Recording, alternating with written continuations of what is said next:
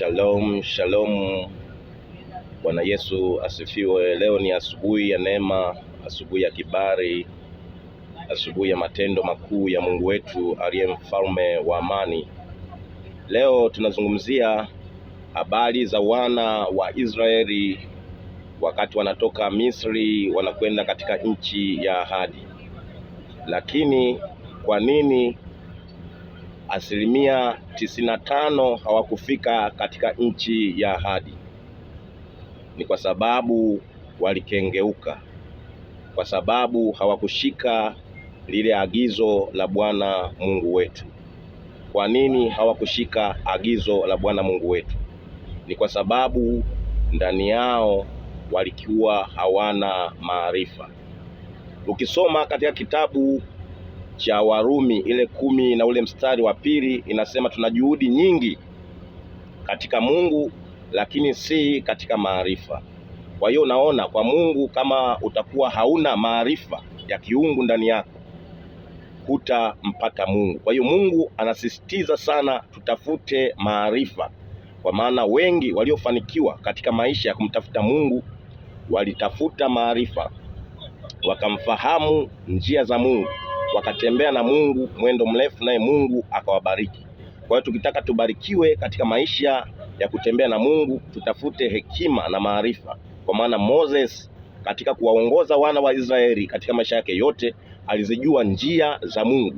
Ndio maana safari ya Moses kuwaongoza wana wa Israeli alifanikiwa, kwa sababu ndani yake alikuwa na maarifa na alizifahamu njia za Mungu.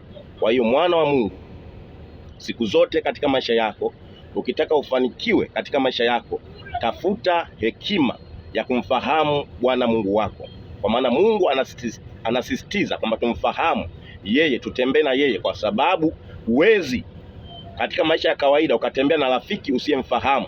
Lazima umfahamu rafiki yako anataka nini. Kwa hiyo Mungu anapotaka tumfahamu, anataka tumjue yeye, tutembee katika maisha yetu ili aweze kubariki. Kwa maana Mungu anasema nitaachilia baraka katika maisha yenu endapo utanifahamu mimi, kwa sababu huwezi ukatembea na Mungu akaachilia baraka kwako kama mfahamu Mungu. Kwa hiyo wana wa Mungu, tudumishe kumfahamu huyu Mungu aliyemuumba mbingu na nchi, aliye mtakatifu, kwa maana Mungu yeye anatupenda sana sisi wanadamu. Anataka katika maisha yetu tubarikiwe, tufanikiwe, lakini sisi tunakuwa hatutaki kumfahamu Mungu huyu mtakatifu wa Israeli.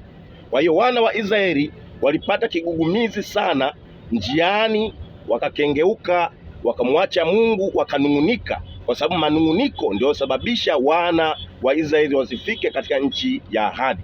Kwa hiyo wana wa Mungu, Mungu katika maisha yetu anataka tumpende kwa roho yetu yote, tumpende kwa mioyo yetu yote. Ndipo Mungu anasema atapendezwa na zile ibada tunazozifanya, atapendezwa na maisha yetu, atapendezwa na ile neema yake Kristo.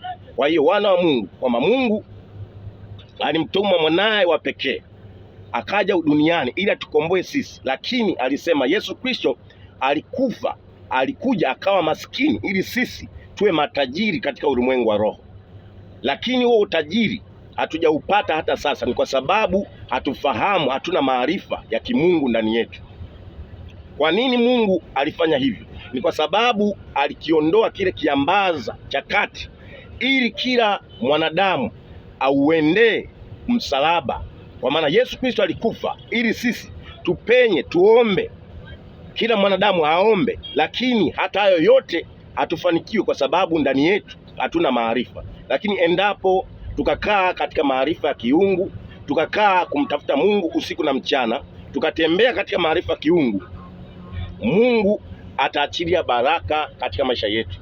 Mungu atatufungulia milango iliyofungwa. Mungu ataachilia ukuu katika maisha yetu. Kwa hiyo wana wa Mungu, cha kwanza ambalo tunataka tufanikiwe katika maisha haya kawaida, lazima tumtafute Bwana Mungu wetu. La kwanza, hicho ni cha kwanza, tumtafute Bwana Mungu wetu, ndipo Mungu atakapoachilia baraka na neema ndani ya maisha yetu.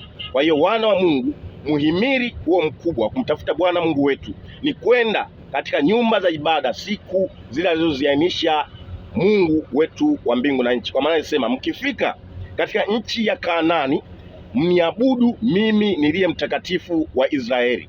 Kwa maana kanuni zile aliziainisha, alimpa Moses zile amri 10 katika lile sanduku la agano, akasema, akawapa sheria kwamba mkifika katika nchi ya ahadi mniabudu mimi niliye mtakatifu wa Israeli, msije mkaniacha mimi niliye mtakatifu. Kwa maana alijua hawa wengine wana miungu yao, lakini nyinyi wana wa Yakobo ambao ni Israeli mniabudu mimi niliye chanzo cha uhai. Kwa maana nimekutoa katika nchi ya dhiki, nchi ya utumwa, ili nikupeleke katika nchi ya shahiri, nchi ya mkomamanga, nchi ya matunda, nchi njema. Kwa hiyo wana wa Mungu, sisi ambao tunamtegemea Mungu katika maisha yetu, Mungu ameainisha zile baraka kwamba anatupeleka katika nchi ya mikomamanga, nchi ya baraka, nchi ya maziwa na asali, nchi ifukayo chuma, yani nchi ya utajiri. Kwa hiyo wana wa Mungu, tukikaa katika ile kweli ya Kristo, tukamfahamu huyo Kristo, hakika kubarikiwa ni lazima, ni jambo la lazima kubarikiwa. Kwa hiyo wana wa Mungu, tudumishe haya maarifa, kumtafuta Mungu usiku na mchana, tutembee na neema Kristo. Hakika Mungu atajifunua katika maisha yetu, lakini haya yote yatatokea katika maisha yetu, kwa maana anasema tumuombe Mungu siku zote wala tusikate tamaa. Kwa maana haya Yesu Kristo aliyasema, kwa sababu siku zote mwanadamu huaga kiomba, mara nyingi anakata tamaa. Lakini Mungu anasema usiogope endapo limetokea changamoto kubwa, kwa maana siku zote Mungu anaweza karuhusu jaribu ndani ya maisha yako ili ajipatie utukufu ndani ya hilo jaribu. Kwa hiyo wana wa Mungu, ukiona Mungu karuhusu jaribu ndani ya maisha yako, ujue Mungu anakupenda, nataka jifunue ndani ya maisha yako. Kwa maana jaribu unakuwa ni mtaji wa mtakatifu yoyote kumwendea Mungu, kumuona Mungu katika maisha yake. Kwa hiyo wana wa Mungu, Mungu anasema siwezi nikaruhusu jaribu kubwa kumzidi.